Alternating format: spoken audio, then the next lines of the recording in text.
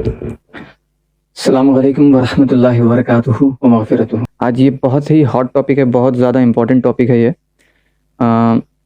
अब आपके स्क्रीन पे ये आप देख रहे होंगे कि ये इलेक्ट्रिक पोटेंशियल और पोटेंशियल डिफरेंस का जो टॉपिक है, ठीक है।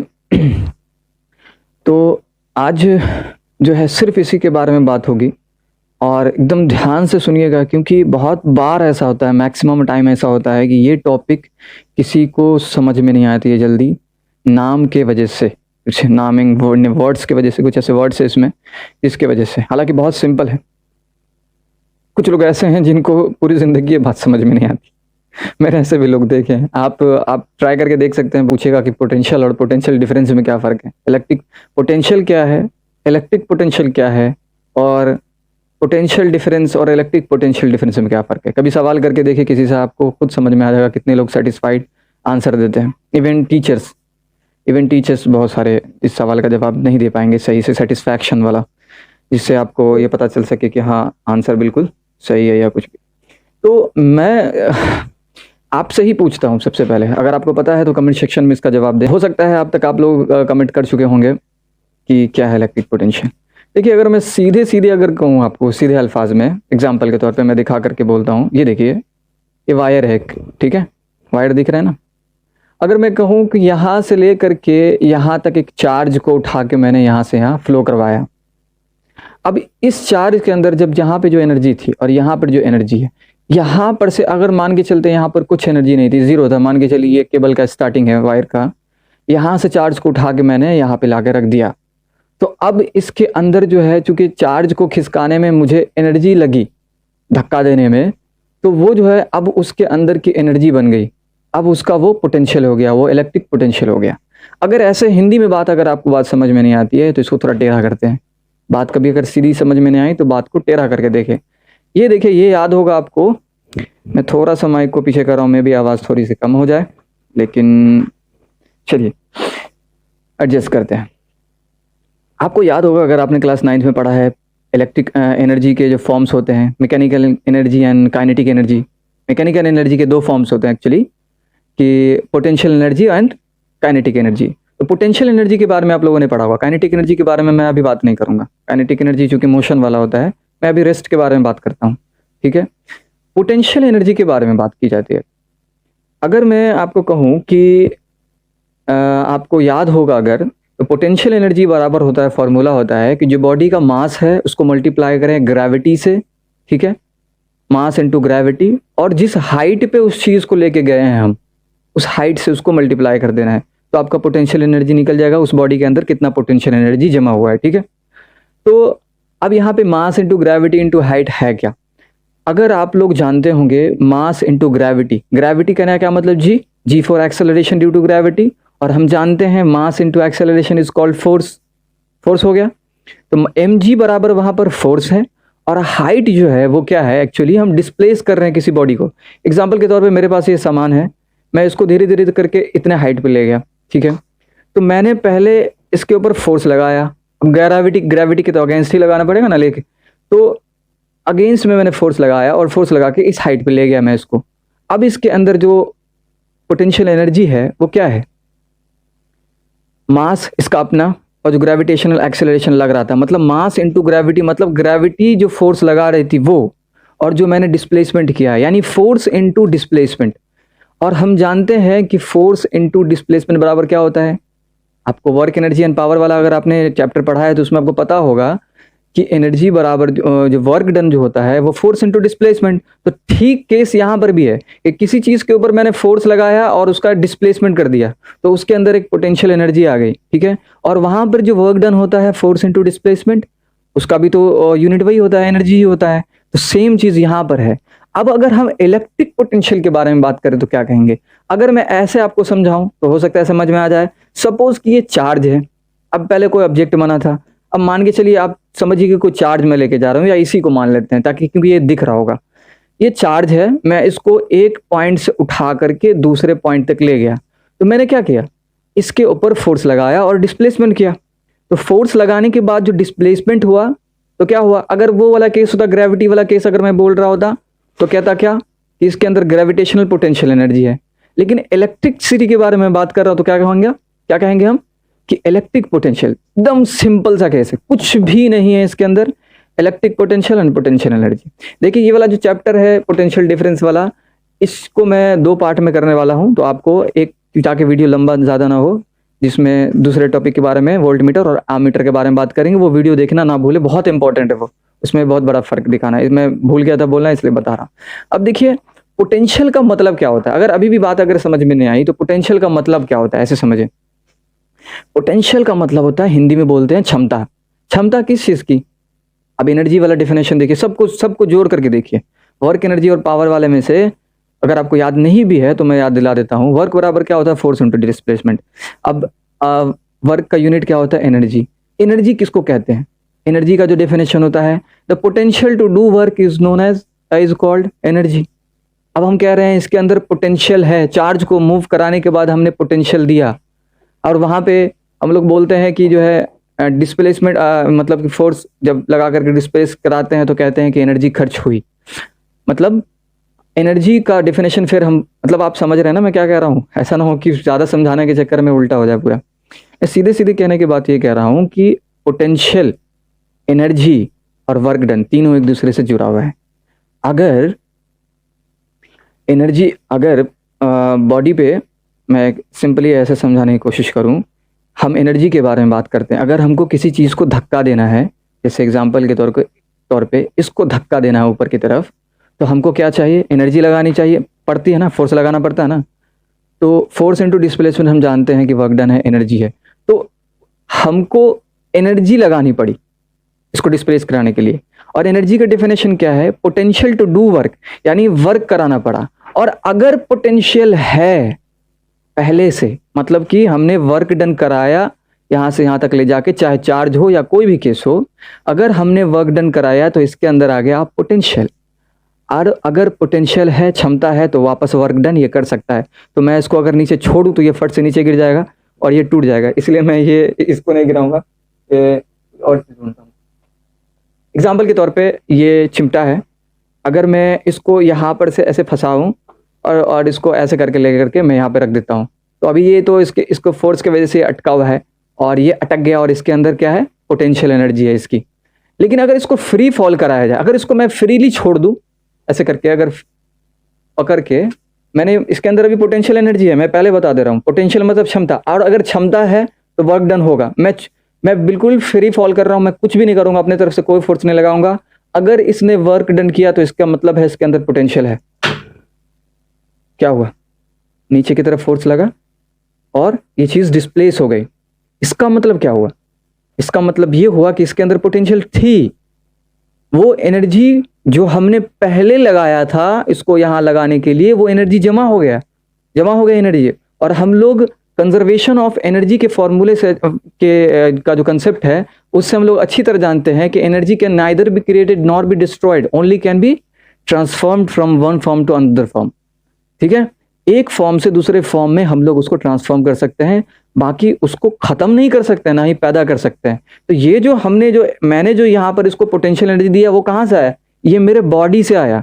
वो जो केमिकल एनर्जी है मेरे बॉडी के अंदर में, मैंने कहा था ना पहले भी कि बायोलॉजी को अलग करके नहीं समझना है, एटीपी की फॉर्म में जो एनर्जी है, एडेनोसिन ट्राइफॉस्फेट के फॉर्म में, मैंने उसको लगा करके मोशन कराया। यहाँ पर मैंने मैकेनिकल एनर्जी, यानी यहाँ पर काइनेटिक एनर्जी कराया, मोशन मिलाया। ठीक है, अब ये काइनेटिक एनर्जी जाकर के कन्वर्ट किस में हो गया, पूरा का पूरा पोटेंशियल एनर्जी में। फिर वापस जब इसको फ्री फॉल कराया गया तो वापस वो नीचे चला गया और वर्क डन फिर से हुआ, यानी कि उसके अंदर वो पोटेंशियल जमा थी। ठीक इसी तरह से अगर मैं ये कहूं कि अब जाकर के आपको हो सकता है बात समझ में आए कि एक पॉइंट पे जो चार्ज रखा हुआ है, चाहे वो बैटरी के अंदर हो या कहीं पर भी हो, उसको उठा के उसके ऊपर फोर्स लगा के, जिस तरह से ग्रेविटी में मास इंटू ग्रेविटी लग रहा था ना, हम किसी तरह से इलेक्ट्रिकल फोर्स लगाते हैं वहां पे, चार्ज वाला फोर्स।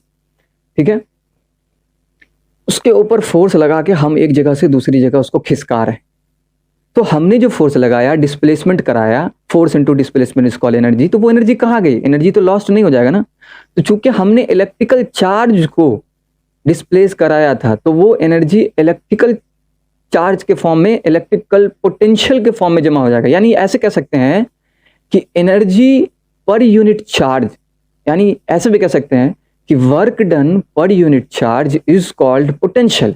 या जो वर्क डन करने की वजह से जो एनर्जी जमा हुई, एनर्जी खर्च हुई है, तो energy per unit charge, energy या वर्क डन दोनों तो सेम चीज है, वर्क डन का यूनिट एनर्जी है, तो हम कह सकते हैं एनर्जी खर्च किया गया पर यूनिट चार्ज एक पॉइंट से दूसरे पॉइंट खिसकाने के लिए, वही उसके अंदर का पोटेंशियल है।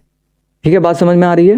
पोटेंशियल को हम लोग वोल्ट से समझाते, डिनोट करते हैं, अलेक्जेंडर वोल्टा के नाम से। अब देखिए एक और एग्जांपल मैं देके समझाता हूँ। ये देखिए मैंने एक डायग्राम बना करके रखा है वायर का, तो ये अगर आपको दिख रहा है अच्छे से तो आप देख सकते हैं दो टर्मिनल है इसमें। अब किसी भी टर्मिनल को आप मान सकते हैं पॉजिटिव निगेटिव चार्ज को फ्लो कराना है, लेकिन अगर मैं इधर से दिखाता हूँ तो चार्ज इधर से घूम करके यहाँ तक गया है। ठीक है, यहाँ पे इसकी पोटेंशियल कितनी थी, सोच के बताइए थोड़ा, देख करके अपना कमेंट सेक्शन में। यहाँ पे पोटेंशियल है इसकी 0, क्योंकि यहाँ पे ना तो फोर्स लगा ना ही डिस्प्लेसमेंट, थोड़ा सा इसके ऊपर फोर्स लगाया गया इलेक्ट्रिकल चार्ज के थ्रू। क्योंकि इलेक्ट्रिसिटी भी एक तरह का एनर्जी है, आप जानते हैं electricity is one of the form of energy. तो यहाँ से जब हम इसको फोर्स लगा इलेक्ट्रिकल एनर्जी और चार्ज यहाँ तक आया मोशन में, तो देखिए यहाँ तक टोटल का टोटल जो डिस्प्लेसमेंट हुआ, अगर हम यहाँ पे बोलेंगे तो डिस्प्लेसमेंट ऐसे बोलेंगे क्योंकि ये डिस्टेंस हो गया। तो ऐसे केस में देखिए मैं एक बात बता रहा हूँ कि ऐसे केस में ये पूरा का पूरा काउंट होगा यहाँ से यहाँ तक, क्योंकि उसको पूरा घूम करके जाना पड़ा है यहाँ तक। ठीक है, वेक्टर का लॉ आपको पता होगा इलेक्ट्रिसिटी पे लागू नहीं होता है इलेक्ट्रिकल, क्योंकि पूरा घूम करके जाना पड़ता है चार्ज को, इसलिए वहाँ पे हम ऐसे नहीं काउंट कर सकते। हम देखेंगे टोटल पूरा कितना घुमा है। अब यहाँ पर बात आती है कि पोटेंशियल डिफरेंस के बारे में। तो मैं एक काम करता हूँ, मे भी हो सकता है अब तक आप लोगों को ये बात समझ में आ गई। देखिए चार्ज यहाँ पर गया, तो यहाँ से जब फोर्स लगा और डिस्प्लेसमेंट हुआ, तो जो वर्क डन किया गया है इस चार्ज को मूव कराने में यहाँ तक, वही उसका पोटेंशियल एनर्जी है। क्योंकि जो फोर्स लगा और डिस्प्लेसमेंट हुआ, जो एनर्जी खर्च हुई, वो एनर्जी खत्म नहीं हो जाएगी, वो उसके पास रहेगी। किस फॉर्म में, किसके पास रहेगी, इलेक्ट्रिक, वो जो इलेक्ट्रिक चार्ज है उसके फॉर्म में, इसीलिए उसको इलेक्ट्रिक पोटेंशियल कहते हैं। वरना हम लोग ग्रेविटी वाला केस में तो देख ही चुके ना, अगर ग्रेविटी वाला केस होता, अगर किसी चीज को डिस्प्लेस करा रहे हैं यहाँ से यहाँ तक करवा रहे हैं, तो वो ग्रेविटेशनल पोटेंशियल बोलते हैं, बाद में वो वर्क डन कर सकता है। तो ठीक इसी तरह से ये जो चार्ज जो मूव हुआ है, इसके अंदर भी क्षमता है अभी भी, ये अभी भी कुछ ना कुछ कर सकता है। और इसका सीधा एग्जांपल ये है, अगर बहुत सारे ज़्यादा अक्लमंद लोग होंगे तो बोलेंगे सर अभी यहाँ पे जो है ये इतना किए तो बीच में एक बैटरी भी लगा ही देना चाहिए था।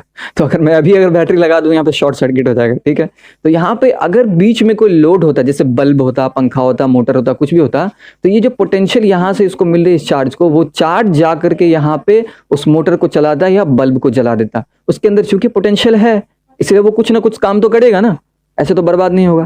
ठीक है, अब मैं जो है आपको पोटेंशियल डिफरेंस के कुछ और भी एग्जाम्पल समझाता हूँ। नेक्स्ट वाले डिफरेंस के कुछ और भी एग्जाम्पल समझाता हूँ, नेक्स्ट वाले पेज पे होना चाहिए। ये देखिए आपका ये टैंक वाला जो एग्जांपल है ना, ये बहुत अच्छा एग्जांपल है, पंप वाला। पोटेंशियल डिफरेंस भी जो होता है, पोटेंशियल, क्योंकि हम लोग पोटेंशियल डिफरेंस के बारे में बात कर रहे हैं, तो डिफरेंस कभी भी हम लोग जानते हैं कोई भी चीज़ हायर से लोअर की तरफ जाती है।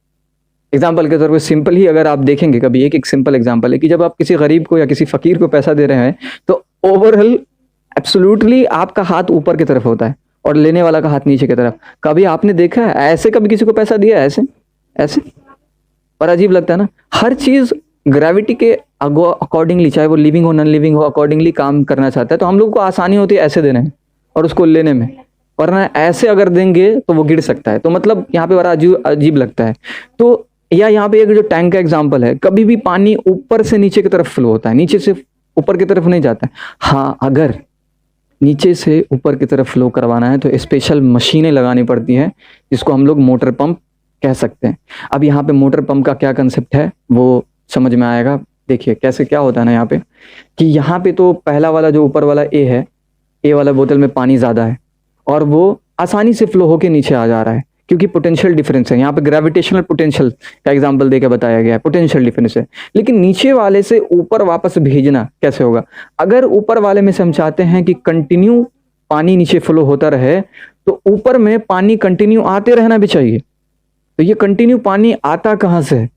तो हम क्या करेंगे, नीचे वाले पाइप में एक मोटर जोड़ देंगे और वो उसको पंप जो है अगेंस्ट डायरेक्शन में फोर्स लगा करके ग्रेविटी के, वो ऊपर की तरफ पानी को भेजेगा और ये पोटेंशियल डिफरेंस मेंटेन रहेगा, क्योंकि पानी ऊपर में भरता जा रहा है कंटिन्यूअसली और पोटेंशियल डिफरेंस जो है मेंटेन है दोनों के बीच के, और ये पानी फिर कंटिन्यू गिरता रहेगा, फिर ये पंप यहाँ पे एक्स्ट्रा वर्क करना पड़ रहा है। तो ठीक इसी तरह से ये जो एक्स्ट्रा वर्क होता है बैटरी में भी होता है। आप वहाँ पे जो ये पंप लगा हुआ दिख रहा है ना, जिसमें मोटर जो छोटा सा दिख रहा है, मैं दिखाता हूँ। ये जो पोर्शन है, ये जो मोटर का पोर्शन है, ठीक है, ये वाला सेक्शन आप देख लीजिए। ये जो है यहाँ पे मैं इसको बता रहा हूँ बैटरी के एग्जाम्पल के तौर पे। ये हमारी जो बैटरी होती है ना, बैटरी में भी कुछ ऐसा होता है। जैसे देखिए ये इसका 2 टर्मिनल है, ठीक है, और ये बैटरी से कनेक्टेड है। अगर मैं आपको कहूँ इसको उल्टा करके कि बैटरी का ये अब बैटरी है, ऐसे समझ सकते हैं इसको। अब इसके अंदर 2 टर्मिनल है, एक पॉजिटिव टर्मिनल और एक नेगेटिव टर्मिनल, 2 टर्मिनल्स दिख रहे हैं आपको। तो मैं अगर अंदर में दिखा सकता तो ज़्यादा और बेटर होता। ऐसे कह सकते हैं ना, सिंपली आप समझ सकते हैं ये पॉजिटिव है, ये नेगेटिव है, जिसको भी पॉजिटिव नेगेटिव मानना है मान लीजिए। अब कहेंगे आप कि अंदर में जो ये पोटेंशियल डिफरेंस जो बाहर में क्रिएट हो रहा है वो कैसे क्रिएट हो रहा है। तो हम जानते हैं, अगर आप मेरे पास मुझे अगर मिल गया होगा कुछ तो एग्जांपल मैं ऊपर में डाल दिया होगा मैंने। इतना बड़ा स्क्रीन तो आप लोग के लिए छोड़ा ही है मैंने। तो अगर मैं ये कहूँ कि अंदर में जो चार्जेस जो होते हैं वही पोटेंशियल डिफरेंस क्रिएट करते हैं। मतलब कि जैसे कि एग्जांपल के तौर पे एसिड हम बैटरी में डालते हैं, सल्फ्यूरिक एसिड और या हाइड्रोक्लोरिक एसिड या जो भी एसिड डालें, तो वो पॉजिटिव और नेगेटिव आयंस में टूट जाते हैं। एक पॉजिटिव तरफ चला जाता है और एक नेगेटिव की तरफ। वो कैथोड एनोड का जो कंसेप्ट है वो बाद में डिस्कशन करेंगे अच्छे से। फिलहाल मैं बता रहा हूँ कि एक पॉजिटिव टर्मिनल की तरफ, दूसरा नेगेटिव टर्मिनल की तरफ चला गया, ठीक है। ये डिफरेंस क्रिएट हो गया। और ये डिफरेंस कैसे क्रिएट होता है, ये टूटता कैसे है पॉजिटिव नेगेटिव आयन में, तो हम लोग अच्छी तरह जानते हैं। इलेक्ट्रोलाइसिस के बारे में का नाम सुना होगा आपने। इलेक्ट्रिसिटी पास करा के जब किसी चीज़ को, किसी मॉलिक्यूल को या किसी भी मॉलिक्यूल को अगर तोड़ करके पॉजिटिव या नेगेटिव आयन्स में कन्वर्ट किया जाए तो उसको कहते हैं इलेक्ट्रोलाइसिस कहते हैं। तो इलेक्ट्रिसिटी पास करके इन दोनों को तोड़ करके अलग अलग कर दिया गया। और जैसे ही इन पॉजिटिव और नेगेटिव चार्ज को बाहर से कोई वायर कनेक्ट करेंगे हम, जैसे ये अगर मैंने इस बैटरी के बाहर वायर कनेक्ट कर दिया तो फौरन ही चार्ज का फ्लो होने लगेगा। नेगेटिव टर्मिनल से इलेक्ट्रॉन फ्लो होकर के आएगा ताकि वो पॉजिटिव चार्जेस को ले सके। Positive negative attract each other. अब यहाँ पे एक सवाल पैदा होता है, तो ये काम तो बैटरी के अंदर भी हो सकता था कि नेगेटिव चार्ज, पॉजिटिव चार्ज है और नेगेटिव चार्ज है एक तरफ, दोनों एक दूसरे के साथ आके मिल जाते। तो नहीं, ऐसा नहीं होता है।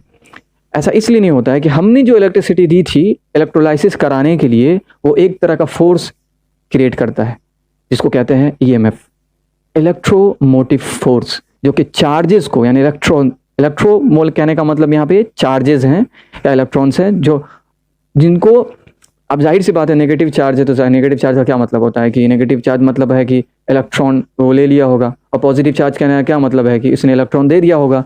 तो जो इलेक्ट्रोमोटिव फोर्स वो इलेक्ट्रॉन्स को अलग रखता है, जो एक्स्ट्रा इलेक्ट्रॉन जो इससे ले करके इसमें चला गया है वो उसको अलग रखेगा और इस पॉजिटिव चार्ज को अलग रखेगा, दूर करके रखता है। इसी को कहते हैं ईएमएफ, इलेक्ट्रोमोटिव फोर्स। तो अंदर में ये नहीं मिल सकता है। अंदर में तभी मिलेगा जब आप बैटरी बहुत दिनों तक छोड़ देते हैं ऐसे पड़े हुए, या आपने बैटरी को ओवर यूज कर लिया। जैसे मोबाइल चलाते चलाते कभी ऐसा होता होगा ना कि अब मोबाइल स्विच ऑफ हो गया, अब ऑन हो ही नहीं रहा, चार्ज में आधा घंटा 1 घंटा लगा के छोड़ने पर फिर जाके बैटरी जो है अब फिर मोबाइल ऑन होता है। वो होता है क्या है कि बैटरी अपना ईएमएफ खो देती है। ईएमएफ इलेक्ट्रोमोटिव फोर्स, अंदर में जो चार्जेस होते हैं पॉजिटिव नेगेटिव सब आके मिल जाते हैं आपस में और एक दूसरे को कैंसिल आउट कर देते हैं। अब अंदर में कोई चार्ज है ही नहीं, इसीलिए घंटे 1.5 घंटे तक लगा के छोड़ना पड़ता है कि वापस में ईएमएफ क्रिएट हो, इलेक्ट्रोमोटिव फोर्स, पॉजिटिव वाला अपने तरफ जाए, नेगेटिव वाला अपने तरफ चला जाए। और जब बाहर में उनको मौका मिलता है किसी पाथ के थ्रू जुड़ने का, तो वो कोई मौका नहीं छोड़ते, वो आ करके यहाँ सीधा एक दूसरे में आराम से मिल सकते हैं। बाहर में, अंदर में नहीं। अंदर में इलेक्ट्रोमोटिव फोर्स उसको रोकेगा, बाहर में रोकने वाला कोई नहीं है। उल्टा जो कंडक्टर हम लगाएंगे वो उसको कंडक्ट करने में हेल्प करेगा।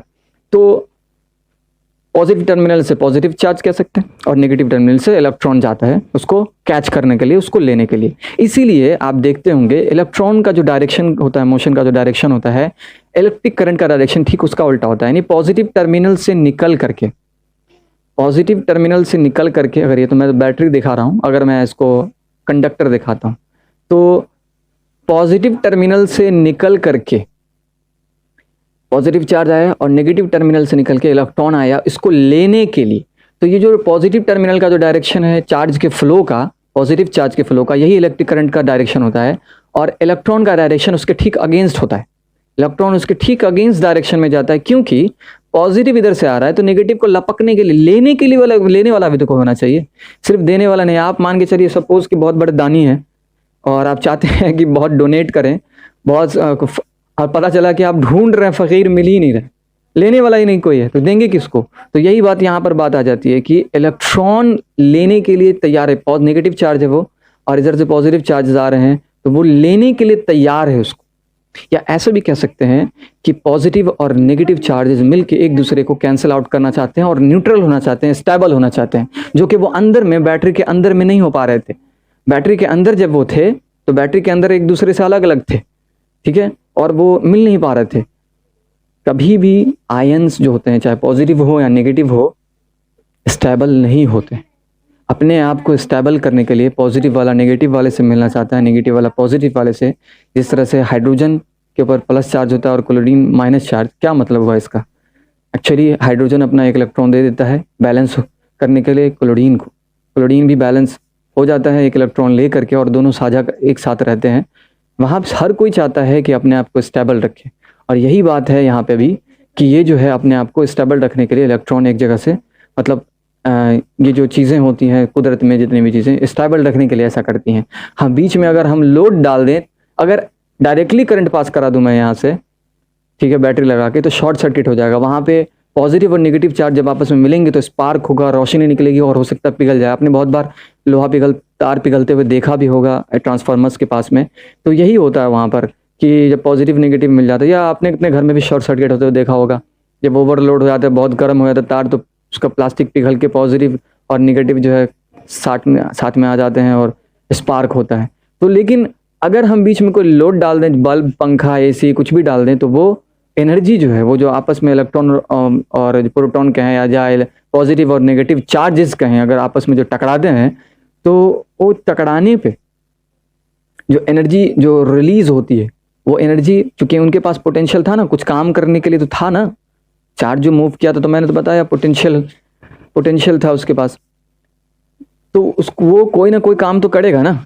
तो वो काम करने के लिए हमको कोई काम देना पड़ता है उसको, जैसे पंखा को घुमाना है, बल्ब को जलाना है, तो वो जैसे वहाँ पे जाएगा, आपस में टकराएगा, एनर्जी रिलीज होगी, वो जो पोटेंशियल उसके पास थी, तो वो एनर्जी रिलीज करके आप वो उसको फिर मैकेनिकल एनर्जी या लाइट एनर्जी या जो भी एनर्जी है, बहुत तरह की एनर्जी में उसको कन्वर्ट कर सकते हैं, हीट एनर्जी में कन्वर्ट कर सकते हैं, और हीट एनर्जी में तो कन्वर्ट होता ही है।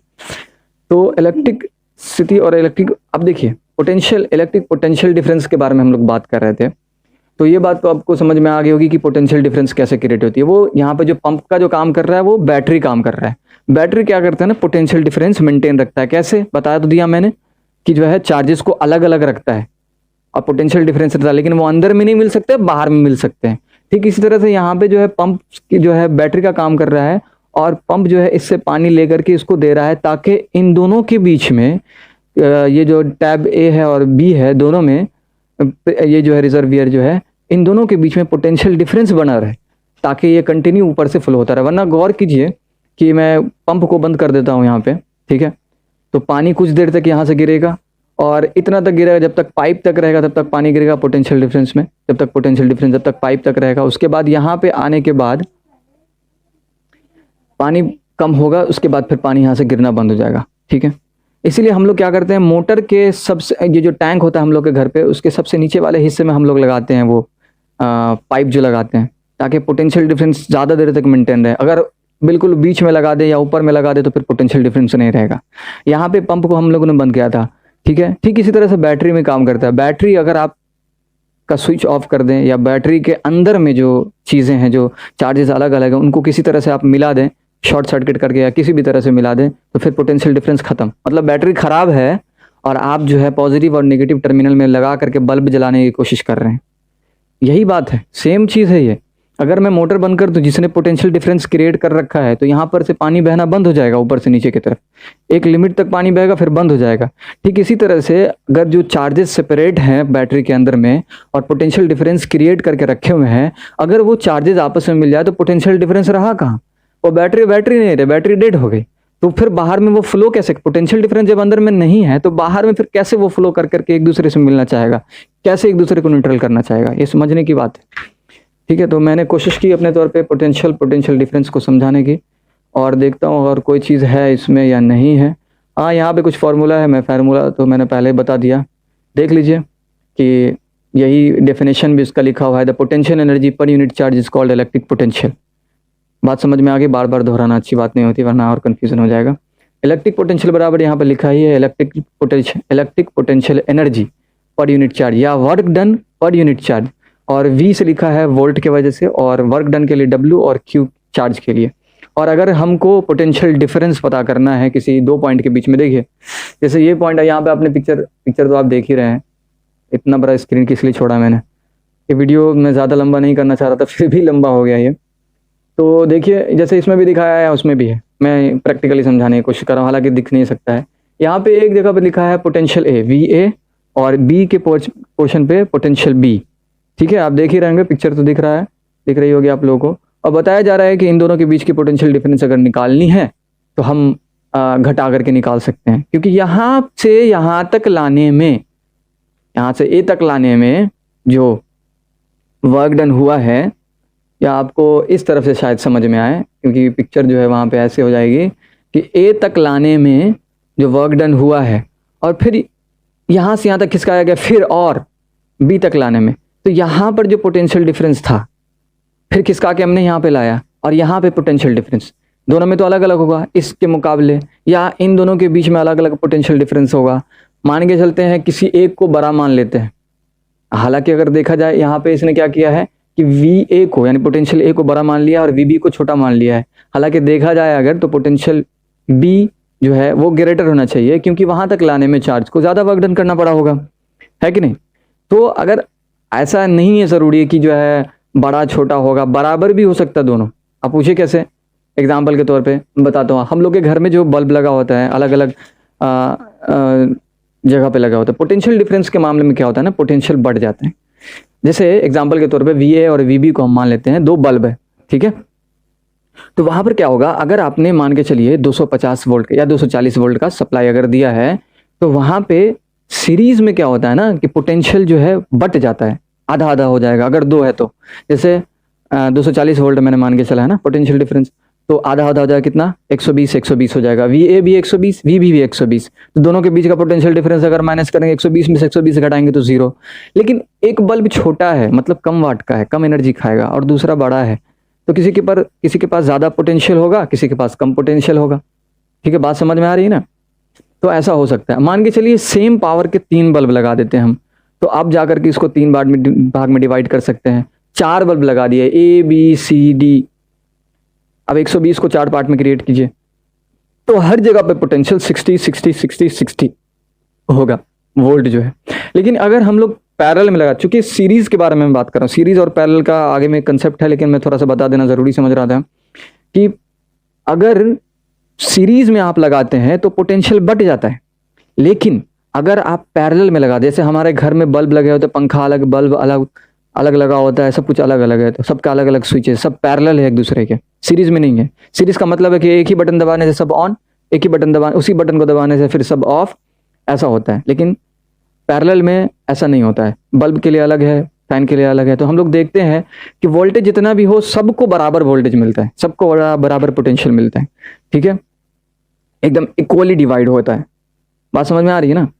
जैसे एग्जाम्पल के तौर पे मैं बोल रहा हूँ, घर में अगर बेटा बेटी दोनों को बराबर माना जाए, पैरेलल माना जाए, तो अगर कोई चीज़ बाहर से आएगी खरीद करके तो दोनों में बराबरी तकसीम होगी, अगर पैरेलल माना जाए तो, ठीक है, ये पैरेलल का एग्जाम्पल है। लेकिन अगर दोनों को जो है इस तरह से मांगने कि एक बड़ा है और एक छोटा है, तो वैसे कंडीशन में क्या होता है ना, अलग अलग बांट देते, वो सीरीज़ का एग्जाम्पल हो गया। बात हो सकता है समझ में आ गई, कोशिश की मैंने समझाने की। अब देखिए यहाँ पे अब कुछ है नहीं, हाँ 1 वोल्ट बराबर कितना हुआ, यानी कि 1 वोल्ट बराबर, चूँकि पोटेंशियल डिफरेंस का जो यूनिट है पोटेंशियल का वो वोल्ट के है, और अलेक्जेंडर वोल्टा ने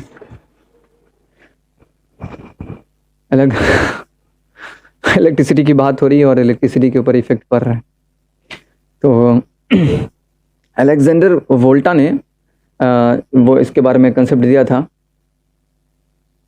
तो 1 वोल्ट बराबर कितना होता है, अगर हम 1 जूल एनर्जी खर्च करते हैं किसी चार्ज को, 1 कूलम के चार्ज को एक पॉइंट से दूसरे पॉइंट तक खिसकाने में, कितना, 1 जूल एनर्जी का खर्च करते हैं किसी एक कूलम्ब के चार्ज को एक पॉइंट से दूसरे पॉइंट पर खिसकाने में, तो हम उसको कहते हैं क्या? 1 वोल्ट। सिंपल है। अब इसको उलट पलट के आप बहुत कुछ निकाल सकते हैं इस फार्मूला के थ्रू। जैसे एग्जांपल के तौर पे आपको निकालना है चार्ज निकालना है तो अलग फार्मूला हो जाएगा, फिर वर्क डन निकालना है तो अलग फार्मूला हो जाएगा। वर्क डन अगर निकालना है तो क्या करेंगे हम लोग? चार्ज इंटू पोटेंशियल कर देंगे। फार्मूला में अगर लिखा ही रहा होगा, आप यहाँ पे देख सकते हैं कि फार्मूला अलट पलट करने पे क्या क्या निकाल सकते हैं हम लोग। एग्जाम्पल के तौर पे सिर्फ इलेक्ट्रिकल पोटेंशियल एनर्जी निकालनी है, ठीक है, यानी वर्क डन सिर्फ निकालना है कि चार्ज पे कितना वर्क डन किया गया है, तो चार्ज को आप मल्टीप्लाई कर दीजिए वोल्ट से, कितना वोल्ट सप्लाई हो रहा है, ठीक है। वोल्ट निकालने का तो फॉर्मूला पता ही है। और अगर चार्ज निकालना है तो यहाँ पे जो है work done per unit volt कितना होगा, work done per unit volt कितना हुआ है, तो वहाँ से आप चार्ज निकाल सकते हैं, ठीक है, ये फॉर्मूला के थ्रू। अब इसमें कुछ बाकी रहा नहीं, काफ़ी लंबा वीडियो भी हो चुका है, बनिस्बत पिछले के थोड़ा कम ही है। तो अगला जो है यहाँ पे देख सकते हैं, ये एग्जांपल दे दिया है वोल्ट मीटर और एम्पेयर मीटर, इसके बारे में बात करनी है, इसकी बात अगले वीडियो में होगी इंशाल्लाह। तब तक के लिए वीडियो को शेयर कर दें अपने दोस्तों तक जिनको ज़रूरत होगी, और उम्मीद है कि समझ में आ गई होगी बात। हाँ, अगर चैनल पर नए हैं आप तो वीडियोस अगर देखते रहना चाहते हैं कंटिन्यू इस तरह के, तो आप जानते हैं आपको क्या करना है, मुझे बोलने की ज़रूरत नहीं है। लेकिन हाँ, वीडियो को शेयर ज़रूर कर दें ताकि किसी को ज़रूरत अगर हो तो। आप लोग तो सोशल मीडिया पे बहुत सारी चीज़ें शेयर करते हैं ना, फेसबुक, इंस्टाग्राम, पता नहीं क्या क्या है, कौन सा टिकटॉक बहुत सारे प्लेटफॉर्म्स हैं, मतलब पता नहीं जहाँ जहाँ आप शेयर कर सकते हैं इसे शेयर कर दें। तो अब क्या बोलूँ इसके आगे, चलिए अगले वीडियो में मिलते हैं इंशाल्लाह। ठीक है, अस्सलाम वालेकुम रहमतुल्लाहि व बरकातहू। رحيم الله يحب المحسنين وخالقنا ورازقنا وهو على كل شيء قدير. Allah is غفور, Allah is Rahim.